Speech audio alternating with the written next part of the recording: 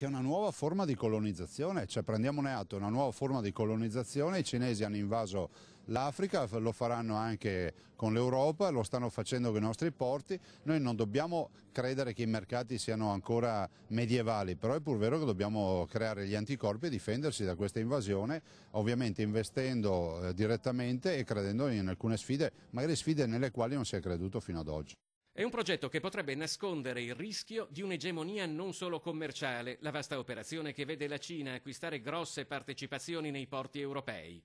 Un conto sono gli accordi commerciali, spiega il presidente dell'autorità portuale di Venezia Musolino, e Venezia ha siglato un memorandum d'intesa per potenziare i traffici con il porto del Pireo, controllato dal colosso pubblico cinese COSCO. Altro invece è la penetrazione cinese nel sistema portuale, che chiama in causa il governo nazionale. C'è il rischio di perdere di vista alcuni aspetti importanti rispetto alla gestione strategica delle nostre infrastrutture, ma io direi che questo è un paese